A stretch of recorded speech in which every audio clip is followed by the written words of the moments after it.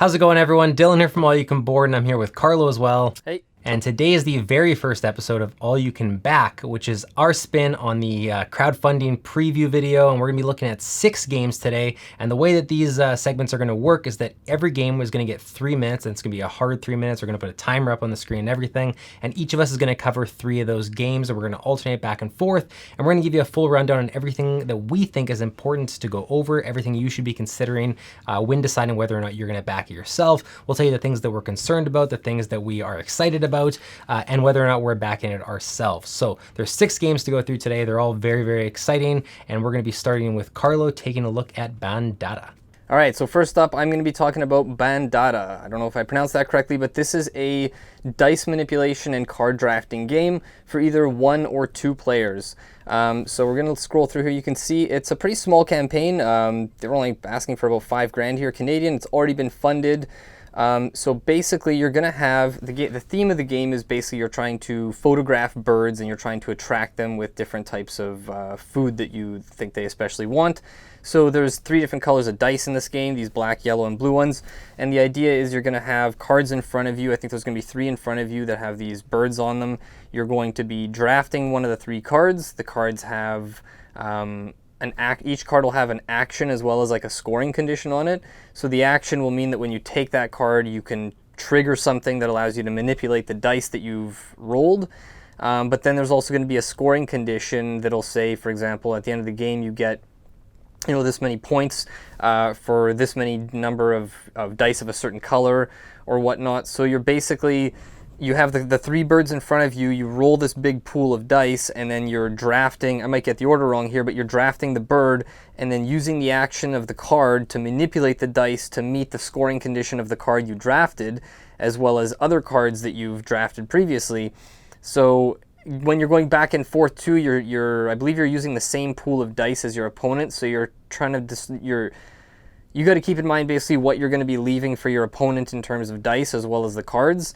There's also basically variants where you can play with like private and public objectives, or I don't know if they're necessarily considered variants. What I mentioned before might have just been the beginner mode. So it's very quick playing, takes about 10 to 15 minutes. It's been getting some really good buzz so far. We're here in Canada, it's only $20 Canadian. What's holding me back, or at least has me on the fence personally right now, is just the shipping costs. If you're in the States, it's actually pretty good. Let's get to the bottom. The shipping is, I think, like, $5 if you're in the States. If you're in Canada, this is almost $20 Canadian for shipping. So for me, it ended up being, over $40 or whatnot, all told. It's tough because I really like these small box card games. And to me, it reminds me a little bit of One Deck Dungeon in the way it's got the 1 and 2 players and the rolling and manipulating the dice. And it also reminds me of Sprawlopolis, which I haven't actually played yet, but with the cards where you're drafting and they have the scoring conditions to meet. And I'm always looking for more of these quick playing games. I'm really intrigued by Bandada. I'm currently on the fence mainly because of the shipping cost. I want to look into it a little more and see if there's any chance of me maybe waiting for retail. But I am intrigued, and I think it's definitely a game you should check out. And as far as I know, it's a first-time designer, and he also did the artwork for his own game as well. So definitely check it out. That's Bandada. That was a bang-on 3 minutes, I just want to say. That was very... Thank you. You set the bar high for this program.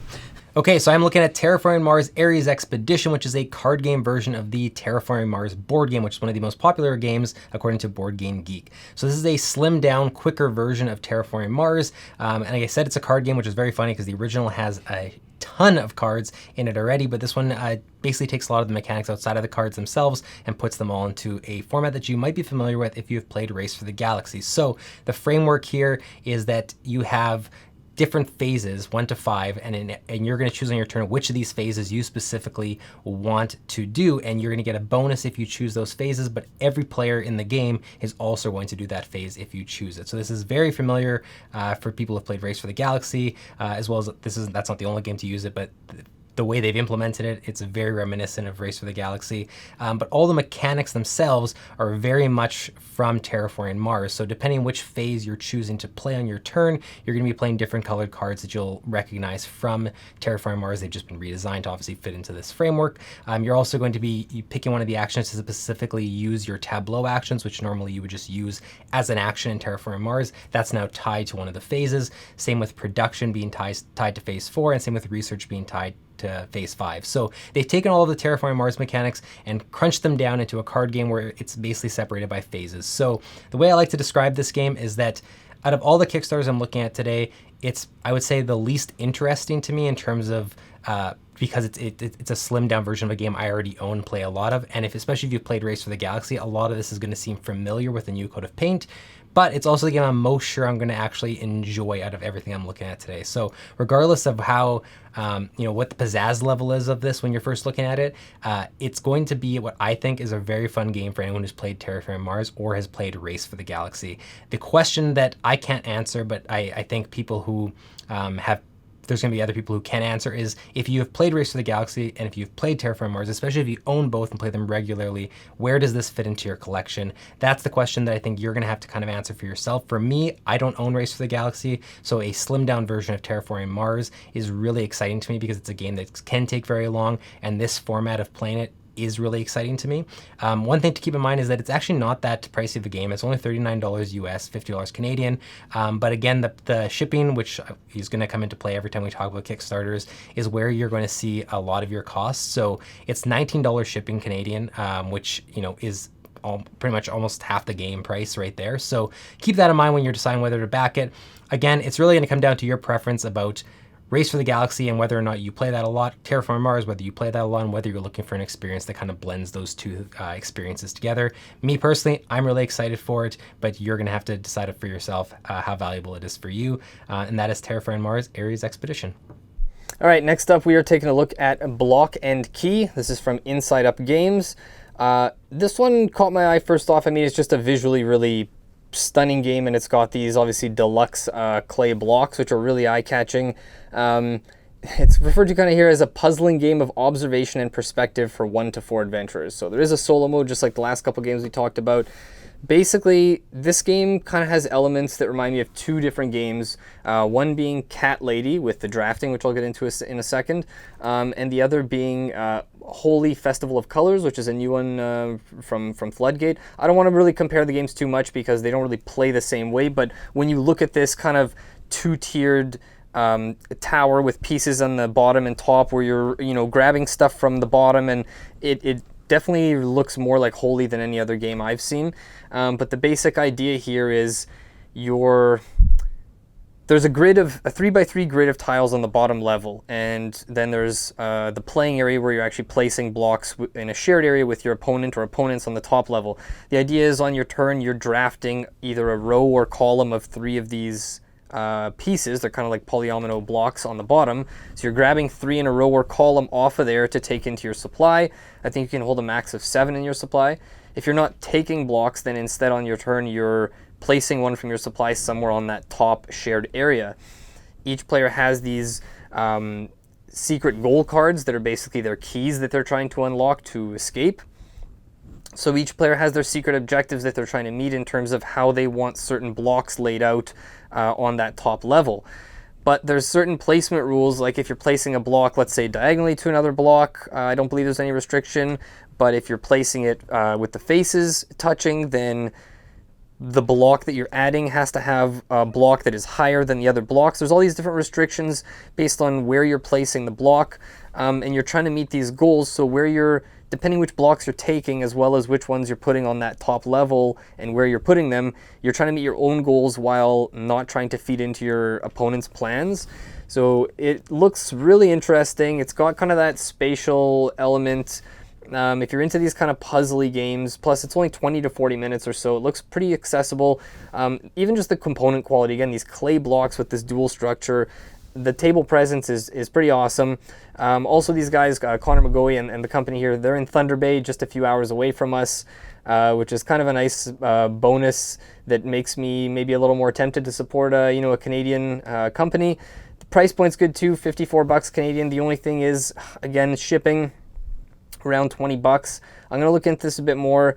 If there's a chance of getting it retail, I might wait, but I'm really intrigued by this game. I might end up backing it, and I might wait for retail, but either way, I definitely want to try it. All right, I'm looking at Stroganov, which is from Andreas Stedding, who you might know from Hansa Teutonica and Gugong. 2 games that I have not played, and I know I'm going to get a lot of flack for that, but Carlo has just got Hansa Teutonica, and I'm going to be playing that for the first time very soon. So this game, as a beautiful game, first of all. It's one of those ones that immediately catches your eye. And if you're into this type of, this designer or this type of look, I think it's gonna be on your list right away. So one of the first things I want to notice is there's a lot of exclusives to this campaign. So if you're deciding whether you should jump in now or jump in later, there's a lot of incentives to jump in now during this campaign rather than after the fact from retail. So we have this custom insert that is exclusive to back in the campaign. There's also the extra large game box, which is exclusive, so you'll have a different look on your game box as well. Likewise, there's some components that are exclusive. So the metal coins, which is if you've had metal coins come in a Kickstarter game before, are actually absolutely worth it, as well as some custom shaped wooden horses. There's also some stretch goals that have been achieved, which are the story tokens and VP tokens that are now also exclusive to this version of the game. So if you're looking for extra incentive or extra reason to back this campaign and not wait for retail, there is a whole bunch of stuff, and there might be more as the stretch goals unlock. Also, if you're a subscriber to Game Brewer, the yearly subscription that they have, you actually get a pretty significant discount. So I think if you're a subscriber, it's probably 4 games like this specifically to back them, so you probably already have backed it. But just know that if you're coming to this page, don't look at the very first price here, because it is listed as $68 Canadian, 44 euro, but actually the price is actually $91 Canadian, so it's a significant jump if you're not a subscriber. But overall, the gameplay in this is super, super cool. So you're moving your Cossack, is what your players are called, and you're basically moving them into different location tiles, and those location tiles are going to open up different main actions for you. There's also basic actions that you're going to be taking. You're also going to be collecting those location tiles into your personal supply, and they're going to give you instant rewards, but there's also a set collection mentality at the end of the game that you're trying to collect certain sets to get extra victory points. The game's played over 4 rounds. Each round is a year, and in each year you're going to have 4 seasons that you're essentially playing over, with winter being sort of the cleanup phase, and you're telling the stories of everything you accomplished for the year. So I won't get into all the details of the game, but there is a lot of really cool stuff with stat collection, and you use just how you choose to use different actions that are available to you, because when you use them, you could be taking them away from your opponent, and there's that whole take that mechanic that's involved with that as well. So overall, I'd say the price is a little bit steep. It's $91. I mean, anything that gets near $100 Canadian for a game, I would say is a pretty significant investment. And also keep in mind that the shipping is also pretty substantial, like with most of these campaigns. So I think if you're a fan of that designer specifically, it's going to be an easier sell for you. For me, this is going to be an absolute back, because I'm really interested in everything this game has to offer, and this designer specifically. I think for you, you're just going to have to weigh whether the cost is worth it. But otherwise, that is Stroganov. All right, next up, we're looking at my final pick here, which is Kingdom Rush Elemental Uprising. So you're probably familiar with the fact that there was already Kingdom Rush Rift in Time, which was a big release in 2020, got a lot of buzz. So if you're not familiar, Kingdom Rush started as a series of video games. There's tons of mobile phone apps. People love these games. They're really, really popular. I honestly haven't actually played them yet myself. Caught my eye a while ago, and I honestly thought I was going to get maybe a little too addicted for a while, so I thought I'll try it sometime down the road. I know Dylan has tried them, though, and really likes them, and I've heard great things about them. They're basically a tower defense game, so they've put this into tabletop form. They started with Rift in Time, and now Elemental Uprising is a standalone kind of expansion, so it's going to bring a whole bunch of new stuff to the game that wasn't in the original, but you can also combine them both. So there's going to be new heroes, new towers, and then of course it's called Elemental Uprising. There are going to be elements, so things like wind and fire that affect the battleground and whatnot. There's going to be basically all kinds of stuff that are going to give you new mechanics, new challenges that you haven't seen. It's basically a puzzle solving game, and I think I mentioned it's cooperative, so you can either play it solo on your own and sit there and puzzle through it, or you can play with other people. And this one's not on Kickstarter, by the way. This is on GameFound, the only one on our list that's on GameFound. Got funded very quickly. There's a lot of value here. If you look, especially if you're a big fan of miniatures, the miniatures are awesome. If you scroll through the page, there's this giant kraken thing with these tentacles and whatnot. There's More Than Shadows expansion that would be included if you're backing it through here. I'm on the fence personally for a couple reasons. First off, I was very close to getting Rift in Time, and I actually still have it actually sitting on an online cart. I'm very, very tempted to be picking up Rift in Time any day now, and I'm wondering, I might wait for Rift in Time and then see how much I like that before this one goes to retail. Obviously, by backing it now, there's going to be some exclusives that you get through Lucky Duck. You're going to guarantee getting it, obviously, when the game ships. But shipping is pretty expensive here. I think it's 25 US, so for us in Canada, that's like around 35 bucks. I never pay anywhere near that much shipping for one single game, so it's a tough sell for me. Also, the deluxe edition pledge, just for me personally, doesn't intrigue me enough. I think I would be looking for the retail, but there's the tower upgrade component where basically like there's these tower cards, and instead of just having them as flat cards, you can get these tower upgrades where they stand up, so you can at least see them a bit better. That's another, I think, 25 bucks. You can also add on Rift in Time, but honestly, it's 15 or 20 bucks more to add it on here, and then you have to pay shipping and wait to get it next year, where you can get it at retail now for about 15, 20 bucks less. So yeah, I'm still on the fence, might end up backing it. Okay, so our last game is Bloodstone. I'm going to be pretty candid about this one because I'm excited and also super disappointed at the same time. So Bloodstone is this epic arena combat game for 1 to 8 players, and it only plays in 20 minutes per player, so it's a very quick play as well, which is surprising for a game that has a lot of miniatures and has a storytelling narrative campaign to it as well. It has a PvP mode as well as a co-op mode, which I think is super cool for a game like this. Every single hero in the game is going to have an asynchronous style of play and abilities to them and their own set of dice and everything. So every character is going to feel very different. The fact that there are 8 characters right in the base game means that you're going to have a bunch of different ways you can play this game right off the bat. It also has a solo mode, so you can take on the monsters that are in the game by yourself as well. You obviously can't play the PvP mode unless you're playing with someone else. So that's all super, super cool. Everything about this jumps out to me. Everything checks all the right boxes. There's tons of components. If you're a fan of just having stuff in the box when you're paying a lot for a game, there's a ton of stuff in this box. There's a ton of really cool miniatures. If you're into painted miniatures, if you're just into collecting them, you're going to be excited about every single one of these. Every monster has its own. There's 28 monster miniatures because a couple of them have their own small miniatures assigned to that monster as well. All of that is great. Here's the downside. I know for a lot of people it's going to be like, yeah, we've heard this problem before, but for this one, I think it's an extra big problem, is just the price. This is a super expensive game.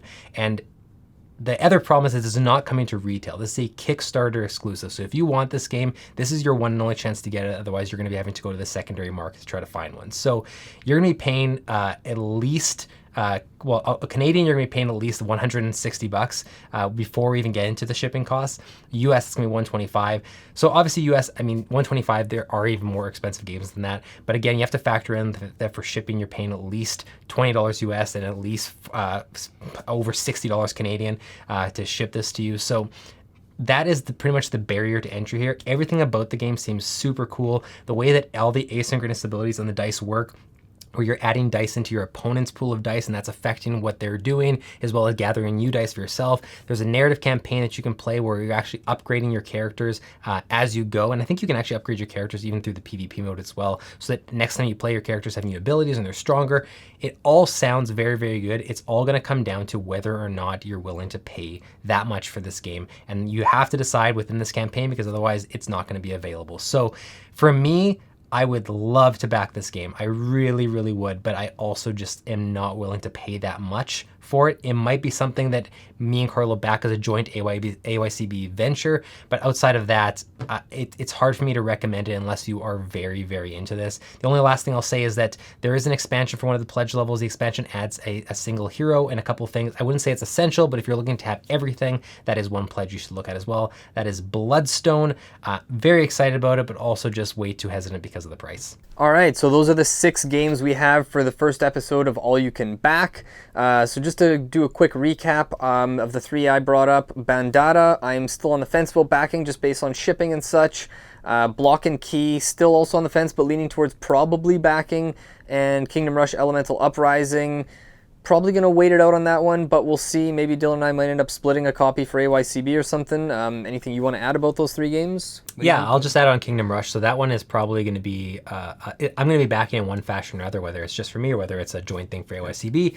I'm just super, as a fan of the games themselves, I'm just super excited about the idea of being able to play a solo tower defense game without having to pull up my phone or work with other electronics. Being able to just play it as a tabletop game is super exciting to me. And the fact that I can rope in friends and play with them as well. That's why that one's on my list. Plus, even though I'm not a huge miniature guy and it's not the thing that sways me, these ones are extra pretty, so it's an extra reason that I'm definitely going to be putting that one in my backlist in some form or another. Awesome. And one thing I want to mention before I throw it back over to you is just in case we forgot to mention about any of the games here, they do all have solo modes, all 6 of them. So yeah, what about the 3 that you mentioned? Yeah, so Terraforming Mars, the only thing I'll mention that I didn't mention in the actual 3 minutes is that there is a co-op mode, and that might actually be a big deal for some people. So co-op mode, being able to play with someone else and actually help them out and not feel like you're in a competitive nature is pretty cool. Whether or not that's something that really appeals to you, I think just having it there is a neat thing for people who look for those type of games. It's definitely one I'm going to back, I think. Again, it's weird because I know I'm going to enjoy it, and I know when I start playing, I'm going to love it. But it's also, again, it's going to be coming to retail, and I don't think is necessarily... it's not a necessity to back it. I just know that I'm going to have a good time with it. It just feels weird a little bit to back that over some of the extra exciting games that are happening this month on Kickstarter and GameFound. As well with Bloodstone and with Stroganov. Stroganov is going to be a back for me as well. Again, it's just the designer is one that I'm super eager to play his games, and if this won't be the first one I play because you have Hansa Teutonica and we're going to be playing that soon. But it'll be nice to have one of his games in my collection for myself, and everything about it it just appeals to me right away, and it seems very exciting to me. Bloodstone, so excited about this game, so intrigued by everything it brings to the table. It's honestly just a little bit too pricey for my wallet. Yeah. But again, we're also backing a lot of games because we cover games and because we have gigantic collections. So if you pick certain games every year as like these are the ones you're going to back and you go all in on them, and this one is something that strikes all those boxes for you, has the miniatures, has PvP, has co-op, has a storytelling campaign. If that's something you're looking for, go all in on. Like it's expensive, but if that's your one game every 6 months, like I think you're going to be absolutely happy with what you get here. It's just, and again, you won't be able to get in retail. This is your chance to get it. So I won't be backing it, but it's not to say that you shouldn't back it if that's something that you're interested in. You're okay with that cost. So yeah, those are the 3. What out of the 3 that I covered? What about you? Is there anything that you're leaning towards backing, or that you're the one that I would disagree? say I'm most interested in playing is probably Stroganov, just based on like the pedigree of the designer himself and the mechanics of the game itself. I'm not sure if I'm going to back it myself or wait to try your copy. Bloodstone, I'm in a similar boat. I mean, I currently have Guards of Atlantis 2 backed, which was another, I went all in on that one, a similar price point, and I can't really justify spending that kind of money on another big all-in game right now, so I'll probably have to pass on that one. But honestly, I would be interested in trying all 3 of the games. I really can't justify backing them all. Yeah, if only we could back them all. Yeah. But anyway, other than that, that's it for our recap. So we're curious to hear, out of the 6 we mentioned, is there any particular one that caught your eye? Any of these that you already know for sure that you are or aren't backing? Let us know below. Keep in mind, we'll be doing these every once in a while, maybe every few weeks. It's going to depend on kind of what's out there for crowdfunding games. We're not going to force it based on if there are or aren't games we aren't interested in. We'll usually try and do 6 games. If not, it might be only 4 or 5, but that's about it. Again, I'm Carlo. This has been Dylan from All You Can Board, and thanks for watching. We'll see you next time. See ya.